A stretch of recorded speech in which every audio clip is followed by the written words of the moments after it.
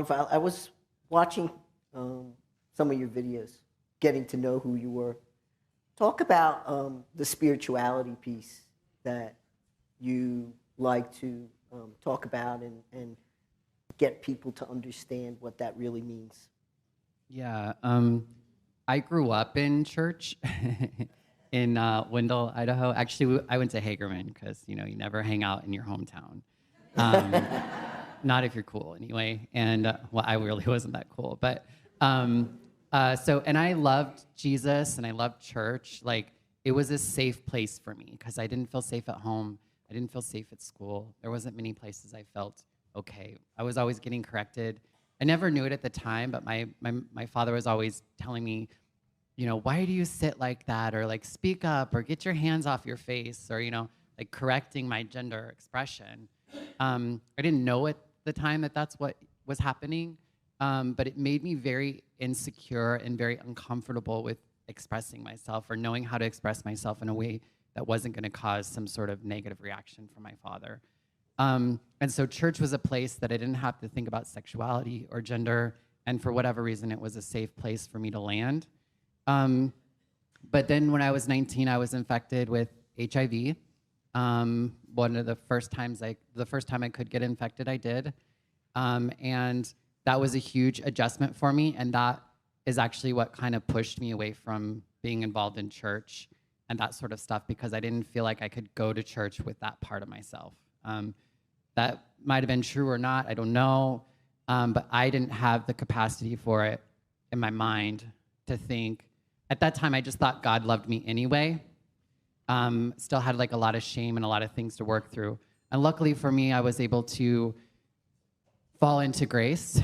When I don't advocate for this, but life was really hard and I needed to soften the blow of life a little bit. And so I started clubbing and doing drugs and drinking, and I fell into this queer community, and I learned how to love myself as a queer person, and I learned what it meant to be a queer person.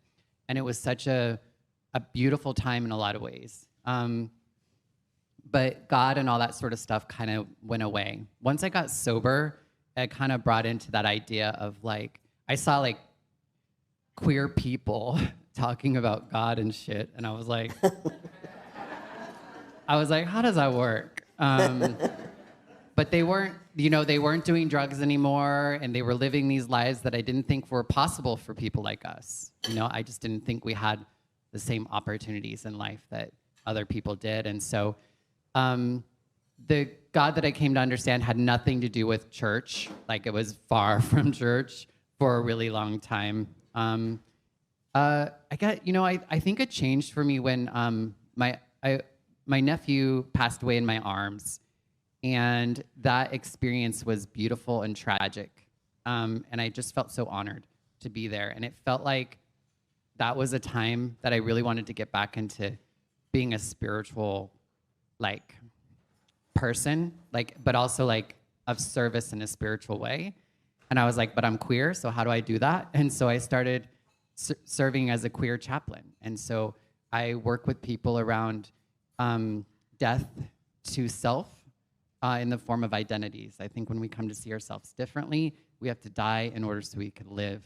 And so many times in my life that's happened, and I never saw or was aware of the fact that I had a spirit or soul during that time.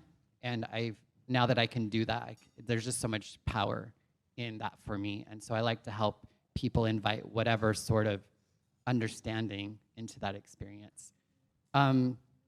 But I do believe that, like, I've come to the point where I call myself Bonnie Violet, and I ask you to do the same because of my seeking of some sort of higher purpose and calling. I do believe that I'm created to be trans in this moment in time. That is my role on this earth and my cause and my purpose. Whether or not I was born this way, I don't know. I think there's evidence to show that, but I really hate the fact to think that we have to be born this way. Like, creation didn't stop when we were born, And for a long time, I was just a product of everything else that happened to me. Like, that was my creation.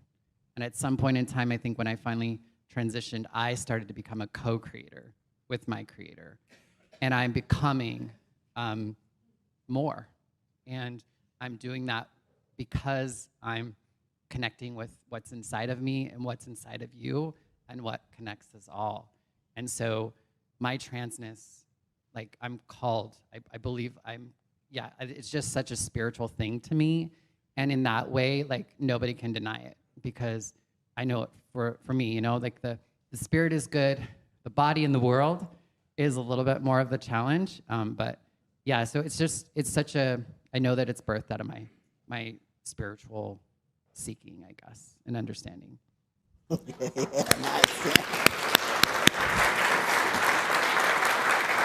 Yeah. Because our community's been so hurt by the church, a lot of my friends say, Joey, you're so religious. I'm not religious, I'm spiritual. Yes, I do go to Middle Collegiate Church, is my home church in New York City. That is where I understood that I too have a seat at God's table.